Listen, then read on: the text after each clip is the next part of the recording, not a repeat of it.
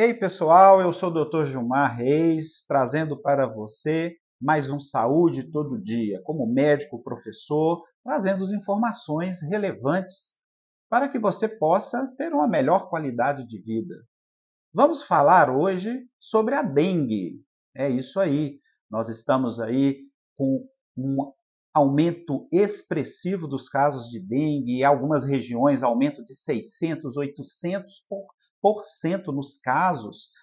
Os prontos-socorros superlotados de pacientes com sintomas de febre, dor no corpo. E, por incrível que pareça, ainda estamos no período chuvoso. O que isso significa? Que muito provavelmente nas próximas semanas ainda teremos um grande aumento de casos de dengue, mostrando uma epidemia que há alguns anos a gente não visualizava nos sistemas de saúde, seja público, seja privado. Isso é certo que vai acontecer.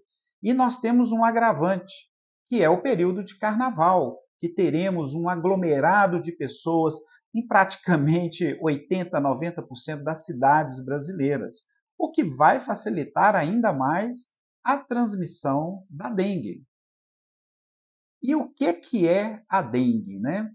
A dengue, ela é, na verdade, uma arbovirose. Arbovirose são as viroses que são transmitidas seja pelo mosquito, seja por carrapatos. Nós temos aí um grupo de vírus chamado flavivírus, que é um gênero, e nós temos, na verdade, a dengue, a zika e a chikungunya, que são doenças semelhantes, transmitidas no nosso país pelo mesmo vetor, pelo mesmo mosquito, chamado Aedes aegypti. Nós temos também outras doenças que podem ser transmitidas, na verdade, por mosquitos e carrapatos, mas não necessariamente são arboviroses. Vou dar um exemplo aqui de uma que também é importante e vira e mexe, entra nos noticiários no Brasil, principalmente nos períodos mais frios, que é a febre maculosa, que é uma doença causada por infecção derivada de uma picada de carrapato. Mas vamos nos ater aqui em relação à dengue. Para nós entendermos isso, eu vou historicamente falar um pouco sobre a dengue e o seu vetor, o Aedes aegypti. Você sabia que esse nome ele vem lá da África e significa o odioso do Egito? Pois é, essa é a tradução do nome Aedes aegypti. É um mosquito africano que lá ele causa uma série de doenças, as arboviroses, e também a febre amarela urbana que nós tínhamos no Brasil. O Aedes aegypti ele é tipicamente um mosquito preto, de listras branquinhas, que é bem conhecido hoje de toda a população brasileira, né? Historicamente, nós tínhamos a Aedes aegypti aqui no Brasil e eles foram introduzidos no nosso país, porque eles não são mosquitos naturais do Brasil, através dos navios negreiros. Isso na época do tráfico de escravos. Então, nós tínhamos dengue e tínhamos febre amarela urbana no Brasil. A febre amarela urbana no Brasil, ela começou a tomar rumos imprevisíveis, questões de saúde pública graves, principalmente no início do século passado. Foi feito um trabalho enorme, principalmente no Rio de Janeiro e capitais, onde em 1950, 55, conseguimos erradicar o Aedes aegypti do Brasil. E com isso, conseguimos erradicar a febre amarela urbana, que é uma doença muito grave, muito mais grave do que a dengue, chikungunya e zika. Essa erradicação ela consta nos anais da história da saúde pública do Brasil, que ocorreu em 1955, ou seja, desde essa data em diante, não tínhamos mais casos de dengue nem de febre amarela. Pois bem, passados 27 anos em 1982, nós identificamos um surto de dengue na cidade de Boa Vista, no estado de Roraima. 2, 3 anos depois, nós identificamos novamente uma epidemia de dengue que ocorreu no Rio de Janeiro e em algumas capitais do Nordeste. Constatamos nesta época que o Aedes aegypti havia sido reintroduzido no Brasil, provavelmente através de navios que vieram da África por questões comerciais. Esses vírus, o vírus da dengue, nós temos 4 tipos. Nós temos o tipo 1, 2, 3 e 4. Quando você tem a dengue por um desses tipos, você não fica imune a ter dengue pelos outros sorotipos. Por isso que muitas pessoas referem ter apresentado 2, 3 episódios de dengue. A dengue, uma vez desenvolvida, se você foi contaminado com o mosquito que tem o vírus da dengue, você tem em torno de 80% de chance de não se manifestar. Ou então, de manifestar com sintomas muito leves que nem de sombra lembram os sintomas da dengue. Entretanto, em 20% das pessoas, elas vão desenvolver o quadro clássico de dengue. Esse quadro clássico de dengue, ele vem com dor de cabeça, a febre, a dor atrás dos olhos intensa, uma dor muscular insuportável e articular. É muito comum ter aquelas manchinhas vermelhas semelhante ao sarampo, chamado exantema, e você pode melhorar, seguramente vai melhorar desses sintomas. Bom, a dengue, ela é conhecida, principalmente na Ásia e na África e também no Brasil, como a febre quebra-ossos, porque é o nome popular desta virose, que gera esse monte de sintomas. Uma vez picado pelo mosquito, os primeiros sintomas podem surgir entre 4 e 7 dias. Então é muito comum as pessoas desenvolverem os sintomas, mas terem contato, terem sido contaminados alguns dias atrás, muitas vezes em viagens ou em idas em locais onde sabidamente está havendo maior número de casos. Clinicamente, a dengue possui 3 fases muito claras. Uma delas é a da febre intensa, geralmente 40 graus, a dor muscular, a dor retroorbitária e a dor de cabeça, seguidas ou não do exantema. E depois desse terceiro dia até o quinto, sexto dia, nós vamos ter uma segunda fase, que é uma fase considerada crítica, porque nesta fase é que nós temos geralmente as graves complicações da dengue, incluindo o óbito.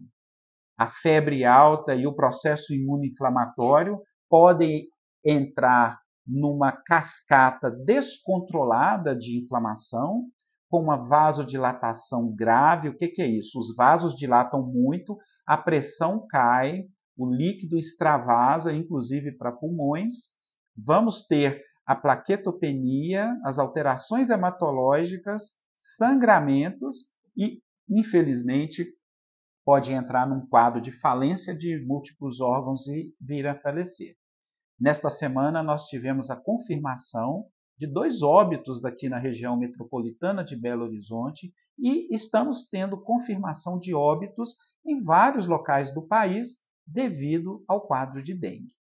Passado o 6º, 7º dia, 8º dia dos sintomas, a pessoa entra na terceira fase, chamada fase de convalescença, que é a recuperação progressiva e interrupção dos sintomas desta virose aguda.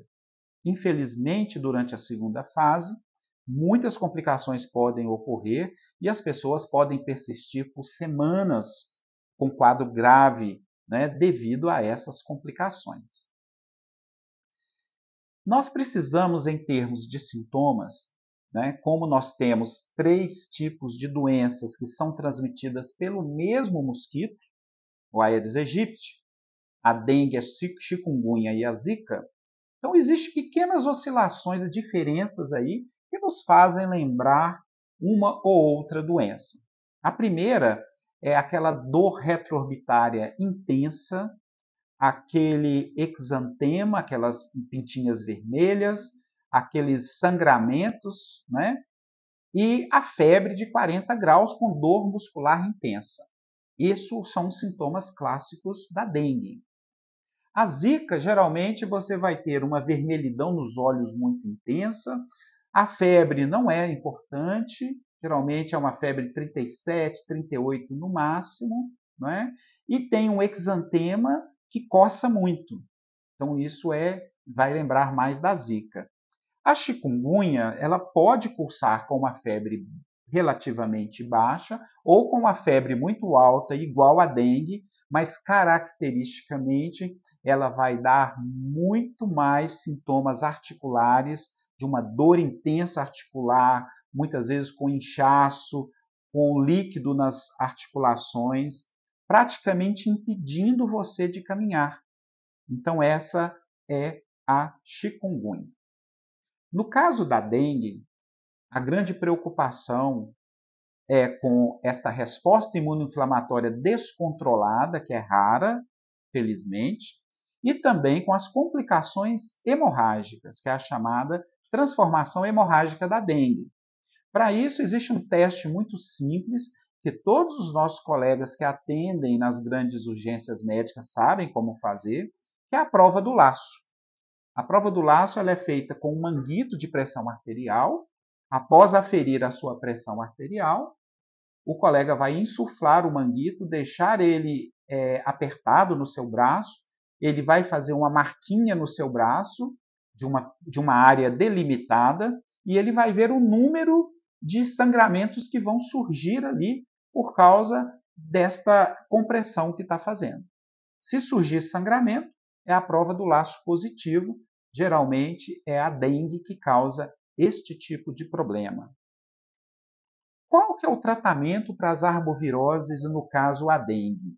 Né? O tratamento ele é geralmente sintomático. Eu não tenho um remédio hoje que eu administro para as pessoas e esse remédio vai resultar numa redução ou abolição dos sintomas.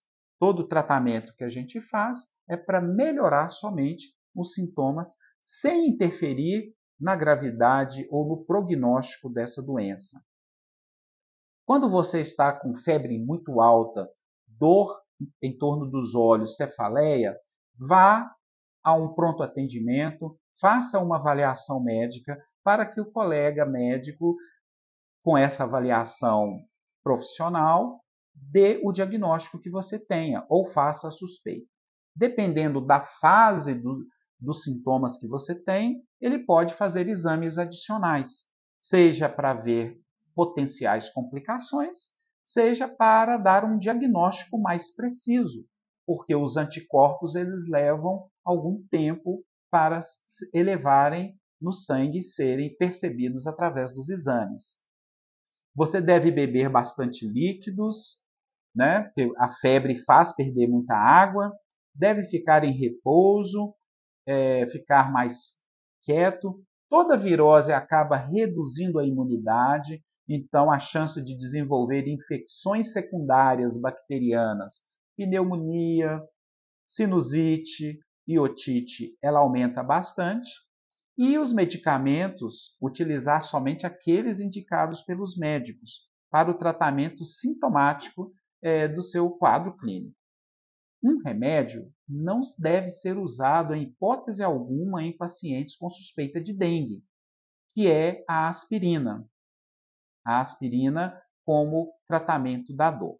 Muitas pessoas já usam o AS para tratamento preventivo de doenças cardiovasculares. É só falar com o médico que ele faz a suspensão temporária enquanto está tendo esta primeira e a segunda fase da doença, depois retorna com a medicação. Mas eu queria frisar aqui algo que hoje está se tornando uma realidade, felizmente, no tratamento da dengue, que é a prevenção dos casos de dengue. É isso mesmo. E como nós fazemos essa prevenção? Através das vacinas. As vacinas hoje são uma realidade para prevenir a dengue. Nós temos 2 vacinas aprovadas no Brasil para uso. Uma delas foi teve uma notícia importante recentemente, que o Brasil comprou 700 mil doses para administrar no grupo mais vulnerável de complicações da dengue, que são as crianças. A vacina chama Qdenga, é uma vacina que foi desenvolvida pelo Japão, com um alto grau de eficácia, em torno de 80%, em 2 doses, ou seja, eu preciso tomar uma dose, algum tempo depois tomar a segunda dose, e só depois de 2, 3 semanas é que eu vou ter essa eficácia comprovada. Como eu disse, o Brasil importou em torno de 700 mil unidades para vacinar as crianças, mas essa vacina está disponível na rede privada a um custo elevado, entre 400 a 600 reais a dose a ser aplicada. A outra vacina que já aprovada no Brasil também é a vacina Dengvaxia.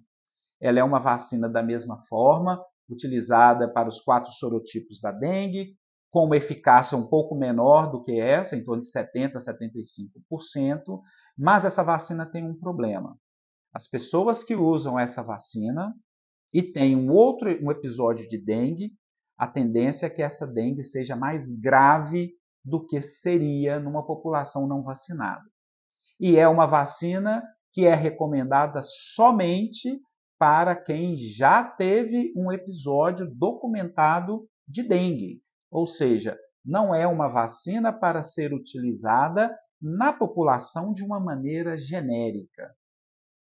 Mais recentemente, precisamente ontem, foi publicado numa das revistas mais importantes da área médica no mundo, os resultados do estudo da vacina brasileira de dengue.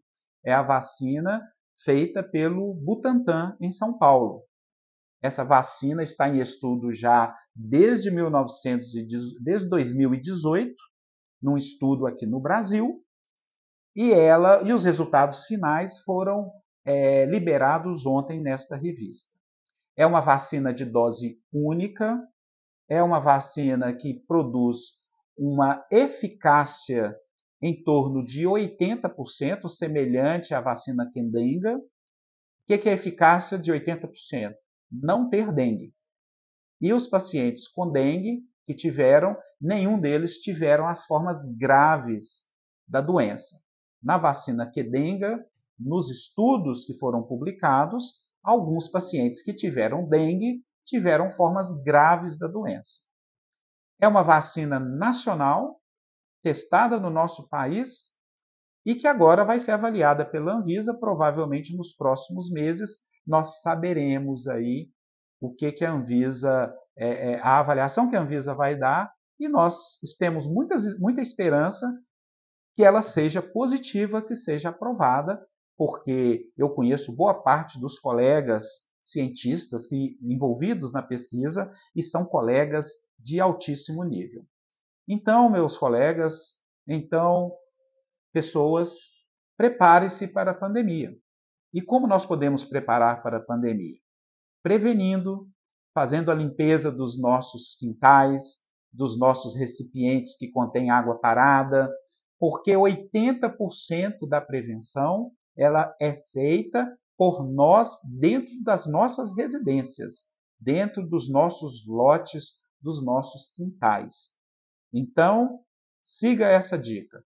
Faça um pente fino na sua residência, na sua moradia, nos quintais, no seu entorno.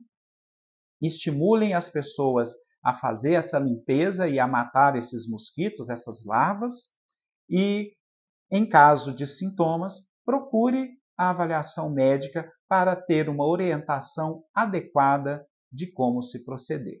Se você tem condições financeiras, converse com o seu médico para ver se não seria o caso de você tomar a vacina disponível na rede privada também. Estas são as dicas que eu queria dar para você hoje no Saúde Todo Dia.